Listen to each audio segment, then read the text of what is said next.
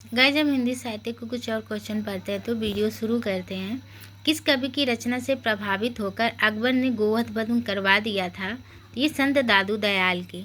चलती चाकी देख के दिया कबीरा रोए, दो पाटन के बीच में साबुत बचा न कोय। कब पंक्तियों में कौन सी शब्द शक्ति है? तो ये है व्यंजना शब्द शक्ति। शब्द शक्ति शब्दों के अर्थों का बोध कराने वाले अर्थ व्यापार को शब्द शक्ति कहते हैं। शब्द शक्ति 3 प्रकार की होती है: अभिधा, व्यंजना, लक्षणा। अभिधा जिसका सीधा सरल अर्थ, सीधी भाषा में हम बोल सकते हैं कि जिसका सीधा सरल अर्थ जो पढ़ता है उसको अच्छी तरह से समझ में आ जाता है, तो उसे अभिधा शब्द शक्ति कहते हैं। व्यंजना शब्द शक्ति जब किसी शब्द के अपेक्षित अर्थ का बोध न हो, मुख्यार्थ से न होता हो, न ही लक्ष्यार्थ से, बल्कि कथन के संदर्भ के अनुसार अलग अलग अर्थ या व्यंग्यार्थ से हो, तो वहाँ पर व्यंजना शब्द शक्ति होती है। ये 2 प्रकार की होती है: शाब्दिक व्यंजना, आर्थी व्यंजना। लक्षण शब्द शक्ति वो होती है जो मुख्य अर्थ को और साधारण अर्थ को न बताकर किसी अन्य अर्थ को लक्षित करती हो या बताती हो, तो वहाँ पे लक्षण शब्द शक्ति होती है। मनुआ दो दह दिसी फिरे, यह तो सुमरन नाही। मनुआ तो दह दिसी फिरे, यह तो सुमरन नाही। इस उक्त काव्यांश किस कवि का है? तो यह कबीरदास जी का है। असड़िया छाई पड़ी पंथ निहार निहार, जी भड़िया छाला पड़ा राम पुकार पुकार। इस साखी में निम्नलिखित में से किस साधना पद्धति का मुख्य प्रभाव है? तो यह है सूफी साधना का। दुल्हन गाओ मंगल 4 पद में प्रेम का कौन सा रूप है? तो यह है दाम्पत्य प्रेम का। एक अचंभा देखा रे भाई, थाड़ा सिंह चराओ गाई, पहले पूत पीछे भई माई, चेला के गुरु लागे पाई, जल की मछली तरवत ब्याई, पकड़ी पिलाई मुर्गी खाई, बेलहिया ढारी गुनी घर आई, कुत्ता को ले गई बिलाई।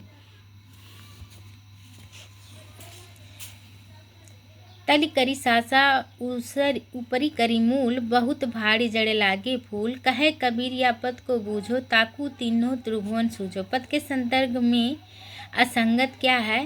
तो यह है भक्ति की चरम दशा। ढाई आखर प्रेम को पढ़ो सो पंडित हो, यह पंक्ति किस कवि की है? तो यह है कबीर की। गुरु नानक का जन्म कहाँ हुआ था? तो इनका जन्म तलवंडी में हुआ था। विठोबा का भक्त किसे माना जाता है? तो ये माना जाता है नामदेव को। श्रृंगार रस के घोर विरोधी कौन से संत कवि थे? तो ये सुंदरदास जी थे। कबीर की उलट बासियों में कौन सा रस प्रमुख है? तो इसमें अद्भुत रस है।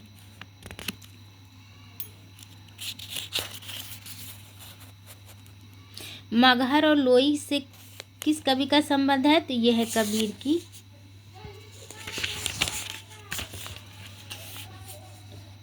कबीर की पत्नी का नाम क्या था? तो कबीर की पत्नी का नाम लोई था। निम्नलिखित में से कौन सी प्रवृत्ति संत काव्य की प्रवृत्ति नहीं है? तो ये वर्ण व्यवस्था का प्रोत्साहन नहीं है। अजगर करे न चाकरी, पंछी करे न काव्य, यह पंक्ति किस कवि की है? तो यह मलुकदास की है। निर्गुण भक्ति के कवि नहीं है? तो निर्गुण भक्ति के कवि नहीं है श्री रामानुजाचार्य। निम्नलिखित में से कौन संत कवि नहीं है? तो संत कवि नहीं है श्रीधर पाठक। निम्नलिखित में से कौन ज्ञान मार्गी शाखा के कवि नहीं है? तो ये कुतुबुन नहीं है। कवि परिचय के रचनाकार कौन से हैं? तो कवि परिचय के रचनाकार हैं अनंत दास।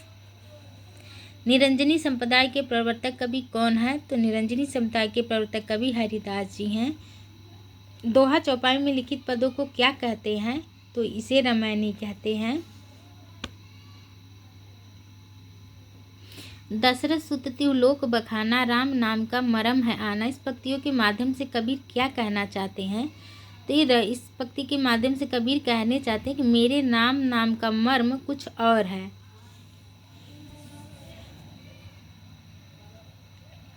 कबीर के निर्गुण पंथ का आधार भारतीय वेदांत और सूफियों का प्रेम तत्व है। विचार किसका है? तो यह रामचंद्र शुक्ल का है। इनमें से कौन संत कवि नहीं है? तो इसमें से तुलसीदास संत कवि नहीं है, भक्ति काल के कवि हैं। सही काल क्रम वाले वर्गों को चिन्हित कीजिए।